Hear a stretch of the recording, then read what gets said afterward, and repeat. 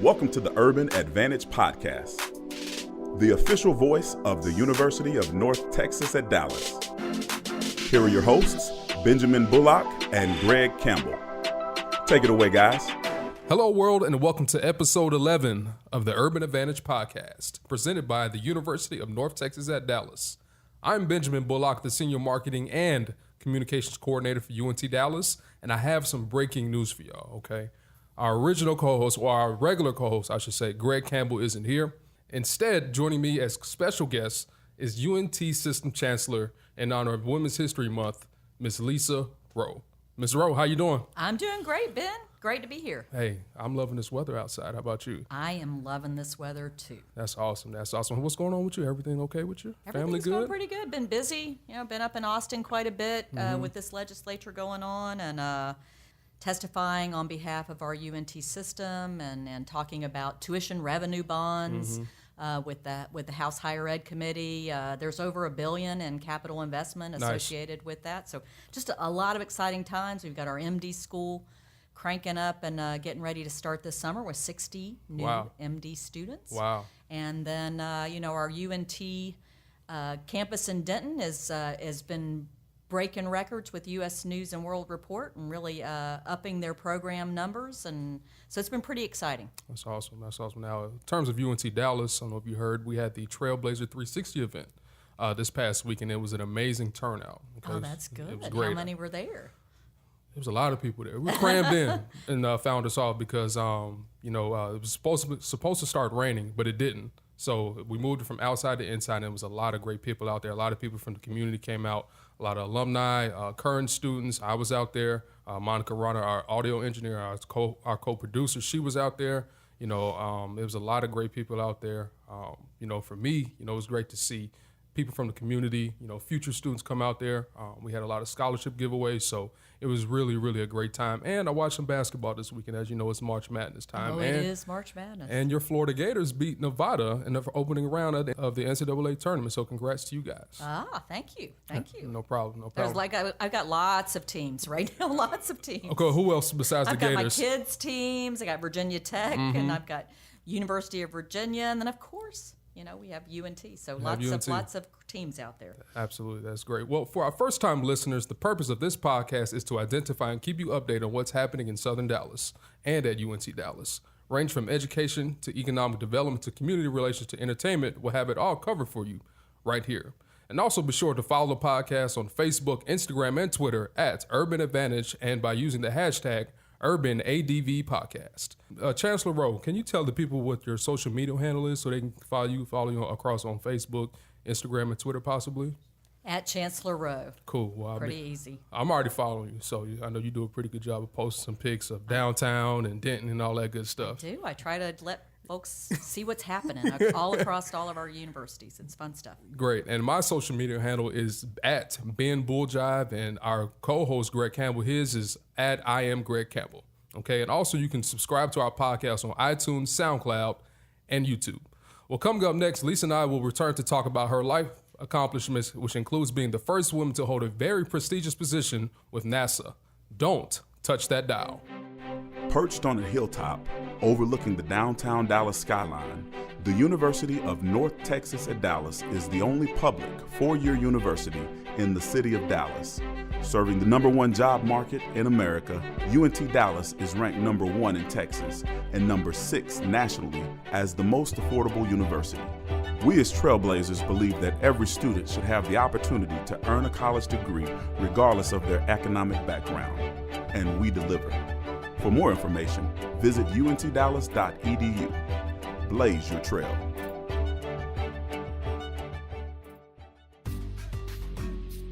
Welcome back to the Urban Advantage Podcast, the official voice of the University of North Texas at Dallas. Here are your hosts, Benjamin Bullock and Greg Campbell. Take it away, guys. Welcome back, everyone. Remember, you can follow us on Facebook, Instagram, and Twitter at Urban ADV Podcast, and subscribe to us on iTunes, SoundCloud, and YouTube. Chancellor Rowe, when you think of Women's History Month, what's the first thing that comes to mind? I think about all of the amazing women in history and the shoulders of giants that I stand on and what I get to do today. Okay, now you've made some history yourself. What was it like to be the first female center director at NASA's Langley Research Center? It was great. I loved working at Langley, and I loved being center director there. It was a fantastic team. We were doing first-of-a-kind things in research in aeronautics and research in space, in technology in space. It was just a lot of fun, and I think I had the best team in the world there. So it was good stuff. Now, working for NASA, you make it sound like, it's just NASA. That not everybody gets to work there, you know what I mean? So just walk me through like what a regular day was like for you when you worked there. Oh man, every day was different. Some days I would be focused on launching something or going, attending some event where we were reaching a major milestone. Some days I was reviewing a project and seeing if it was ready to go from a milestone standpoint. Sometimes we were planning strategy ahead and how we were going to get to some of the great things and what missions we wanted to do in the future and what were some of the kind of things that we wanted to do there. Other days we were doing budget reviews. So you've got the mundane or the things that worldly, the down-to-earth things, let's just say, in every job. Now, with this being Women's History Month and you work for NASA, there's one thing that pops into my mind. That's the movie Hidden Figures. That's now, right. Talk to me a little bit about how you guys just celebrated that accomplishment that happened back in the 60s, back in those days, and in terms of NASA and everything like that. Oh my goodness, Katherine Johnson is was just an amazing woman, and she's some of the giants. One of the giants that whose shoulders I get to stand on. She came at a time, and that's what I think about now. I think about when I became the first woman center director of NASA Langley, I had it easy. I mean, I really did. It was great, but I had people that wanted me there, and I always felt welcome. I was always part of a team, and glad to be a part of the team, and people. I always felt welcome with that. What you see in the portrayal is how some people really don't necessarily want you as part of that team, and Katherine Johnson was just a trailblazer. Was somebody that did some things amazing. She was just wicked smart and was recognized as that by the team members. But there were barriers that were put in her way that now have been, finally, some of those things have been removed. And so we celebrated her. I know we built a building there in her honor at NASA That's Langley. Great. But the truth about Katherine is when asked about advice to young women or to anyone, right, quite frankly, as she says, love what you do, and if you don't, shame on you. And so that's like that. probably the best advice to give anybody, right? So she's a pretty amazing lady. You also accomplished something else in terms of women's history. You were the first female chancellor of the UNT system. First of all, how are you enjoying your time here so far during your tenure? I'm loving it. It's a great job. I love working with the three presidents. They're all amazing people, great leaders, and have great visions for their universities. So that's a lot of fun. But then I just love working with all the people. The faculty are great. Everybody I meet has been great. Our vice chancellors and the system administration office are just wonderful people. And we brought on some new vice chancellors, and they are just, knocking it out of the park. And so I'm just thrilled to be working with all these great people here and being a part of this UNT system. How's the transition been to education from essentially engineering? Well, I mean, bottom line is I had exciting missions in NASA. I have exciting mission here at the University of North Texas System. We're transforming lives and creating economic opportunity. And so that is truly inspiring to me. I love being a part of that. I love working with the Dallas community. This Dallas-Fort Worth region is growing. It's Definitely. Top in the nation from a growing standpoint. 4 of our counties are in the top 10 for the largest growing counties in the nation. And so with that, I see just a huge opportunity for our UNT system. We're right in the heart of this, and we're a huge part of that growth. We're enabling that engine to really achieve its potential. And so I love the visions of each of our universities. We're really kind of from a constant theme standpoint.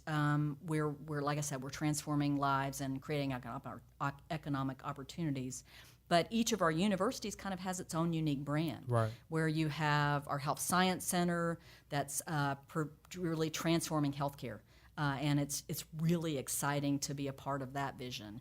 And then we have our UNT, where they're creating in Denton, which is really creating the creative leaders of the future that are really driving this Dallas-Fort Worth region. And so that's exciting to be a part of, right? And then Dallas, our UNT Dallas, yes. you know, as you know, it's a path to social mobility. It is doing things that have never been done at different universities across the nation. And so I see, you know, we have clear differentiation in our universities, and it's pretty exciting to see where we're headed and watch us achieve that potential. That's awesome. Now, what would you say is your greatest life accomplishment? You know, everything that you might have accomplished, whether it's becoming a mom, you know, being the first one from your family to graduate from college. I remember we kind of talked about previously in the past few months or so. But so what would you say has been your biggest life accomplishment? My kids.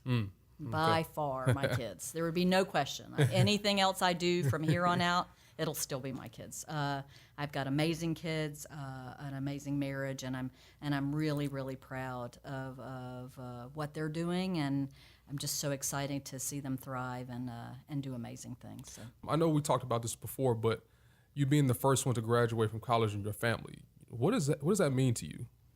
Well, for me, it just means, you know, I worked hard, and I believed I could do it, and sometimes I think really it's believing in yourself when maybe others don't, and so I think that's really what I did. I believed I could. I didn't let people telling me I couldn't matter to me.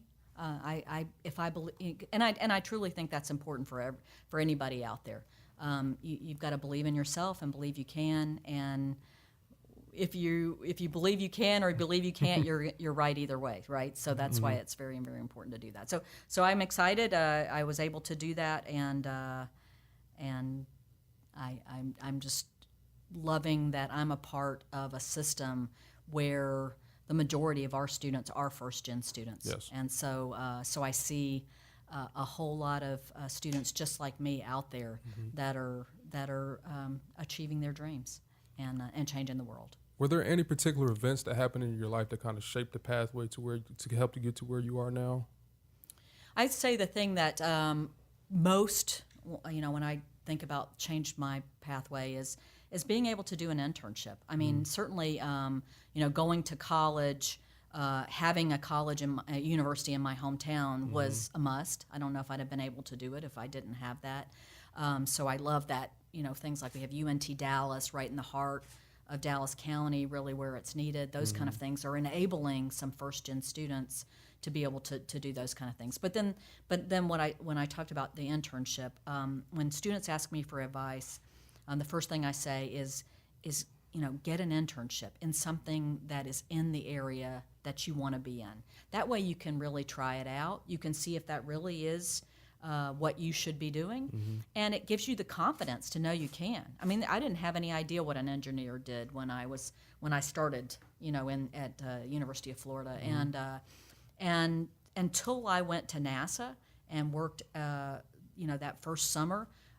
That's when I started to say, oh, this is what an engineer does. And I was able to see all of the different jobs that engineers do. So I think really exposing yourself to what your profession is, how you fit in it, and see if you really like it. And so I think that's the most important thing that people can do. And then it also gives the company confidence in you.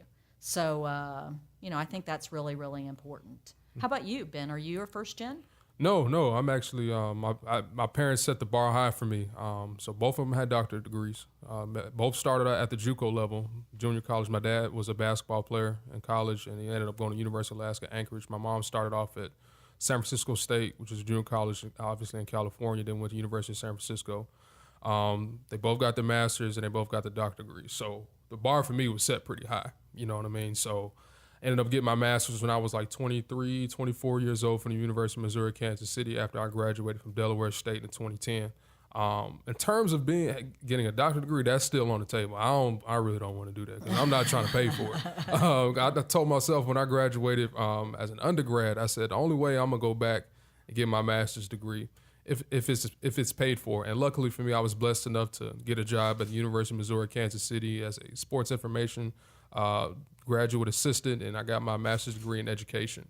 It definitely paved the way for me to become an adjunct professor. So shout out to Paul Corliss for helping me get that position here at UNT Dallas as the senior marketing communications coordinator and as a sports writing professor here at our university. So That's great stuff. yeah, It's exciting. Yeah, definitely blessed to be in the position where I'm at and to have parents, set the bar high for me to be able to achieve those type of goals. So I'm gonna switch it up a little bit for you right now, Chancellor Rowe. What do you like to do for fun? Oh, goodness. I like to do a lot of things. I like to travel where, I can really take the time and explore things. Traveling for work, a lot of times, it's you're just in and out, right? Yeah. But where I like to, I've got a long bucket list of places that I'd like to go to. Turks and Caicos, you knocked it off this summer, right? I did. And my son proposed to his girlfriend there. Nice. So there were lots of things happened. Yes. But yeah, I enjoy doing that. I enjoy learning. I like to continue to learn. So I enjoy reading, but reading, interesting things, things that I want to learn about, which is also a long list. Those are some of the things. But I like to watch games I have a wide range of interests. So just fun to get out, hang with friends, all of those things. Any movies that you watch, no matter what time or what day it comes on, or anything like that? Oh gosh, there's a lot of movies that I watch over and over, but I've watched some movies recently that kind of are very relevant to our topic today, which is kind of women's history, International Women's History Month, and I was able to watch Ruth Bader Ginsburg, RBG, the movie, and it was it really does bring home the fact that so many people have come before us, have broken down those barriers that we take for granted now, right.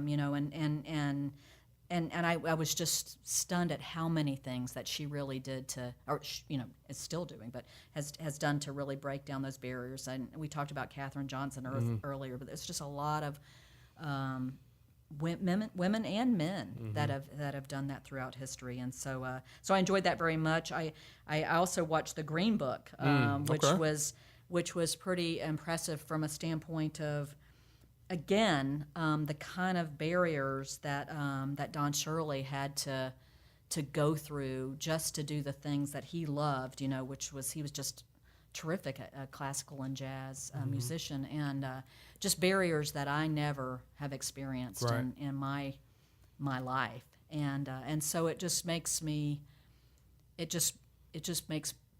in awe of those folks that came before me that not only did their profession and did it well, but that had all of these other barriers constantly thrown up in front of them and were still able to be the greats that they were. So.